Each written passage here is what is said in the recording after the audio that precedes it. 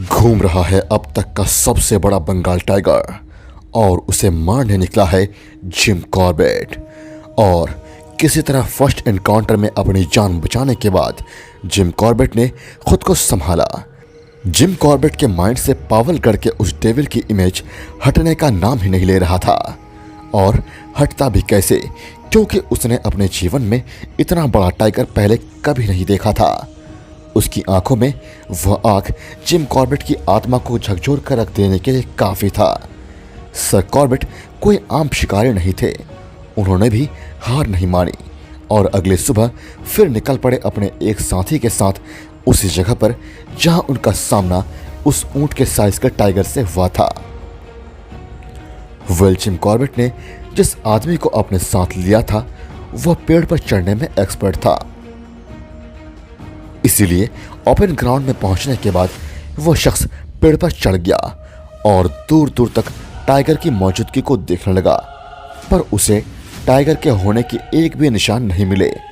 तब Jim Corbett ने पेड़ पर चढ़े शख्स से कहा, उस पर नजर रखना। तब तक वह आसपास का जायजा ले रहा है।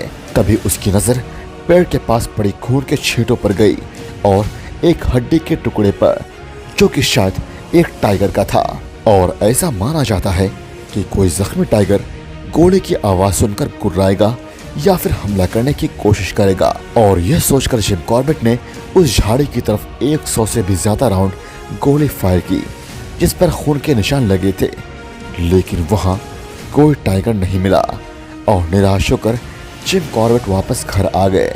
जिम कॉर्बेट के लिए यह बहुत ज्यादा चैलेंजिंग होता जा रहा था। दूसरी तरफ पावलगढ़ का वह शैतान इस बात से अनजान जंगल में अपनी बादशाहत कायम रखने में मस्त मगन था, क्योंकि उसके लिए इस तरह का इनकाउंटर कोई पहली बार नहीं था। बहुत से शिकारी उसका शिकार करने की कोशिश किए, लेकिन सभी हार मान गए। और पावलगढ़ के बैचलर के लिए बीते कल का हादसा भी कुछ ऐसा ही था। पर वो नहीं जानता था कि इस बार जो शिकारी आया है वो कोई आम शिकारी नहीं है, वो है सर जिम कॉर्बेट। अगली सुबह वो चरवाहा जिम कॉर्बेट के पास आया, जिसको जिम कॉर्बेट ने उस टाइगर से बचाया था और उसके बफेलोज को भी।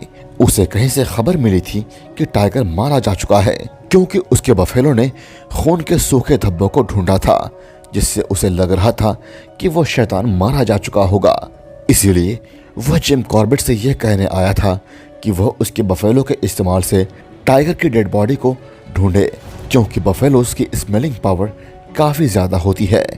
इस बात में जिम कॉर्बेट सहमत हो गए और उसी जगह पर पहुंच गए जहां उन्होंने उस पर गोली चलाई थी।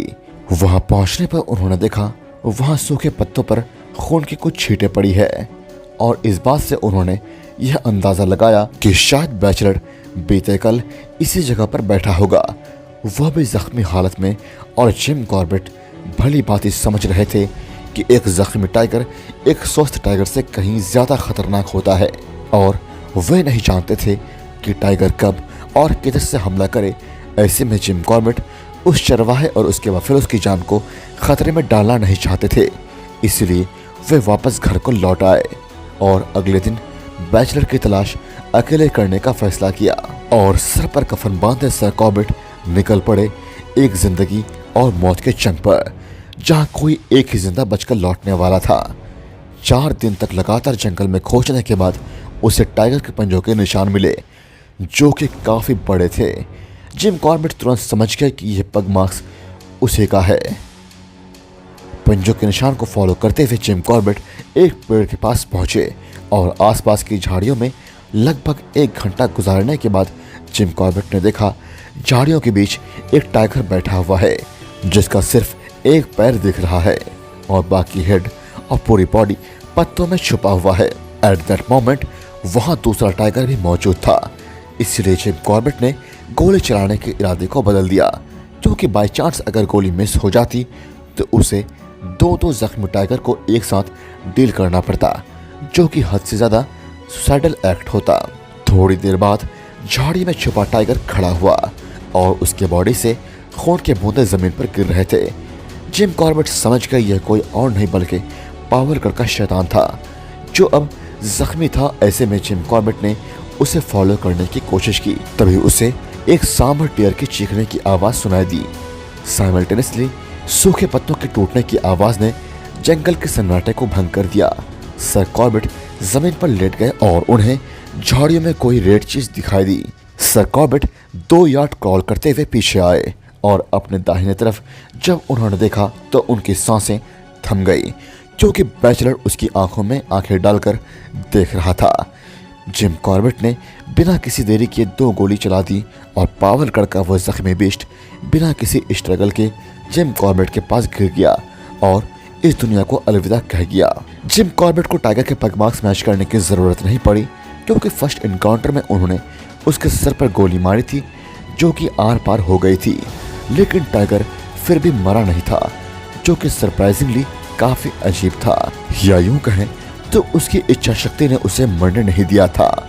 जिम कॉर्बेट जानते थे लोगों ने उसके बंदूक की आवाज सुनी है और वे सभी काफी क्यूरियस होंगे यह जानने के लिए कि आखिर क्या हुआ होगा जंगल में, और इसीलिए उनकी एंजाइटी को दूर करने के लिए जिम कॉर्बेट जल्दी जल्दी घर पहुंचे और सबको बताया कि उन्होंने टाइगर को मार डाला है, और फिर अपनी बहन और उनका डॉग और साथ में 20 और लोग जंगल पहुंचे जहां टाइगर की डेड बॉडी गिरी हुई थी।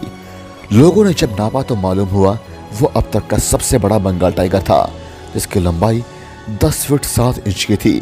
और इसी के साथ बैचलर ऑफ पावरगढ़ का अंत हमेशा हमेशा के लिए हो गया। पर दोस्तों, मैं सोचता हूँ भले ही जिम कॉर्बेट एक वाइल्ड लाइफ की दुनिया के जाने माने हस्ती होंगे, पर मेरे मन में यह सवाल आता है कि क्या बैचलर को मारना जरूरी था। दोस्तों, आपको क्या लगता है, सर कॉर्बेट ने जितने भी टाइगर का शिकार किया है क्या उन्हें वाकई मारना जरूरी था? कमेंट में मुझे जरूर बताइएगा। Thank you so much guys.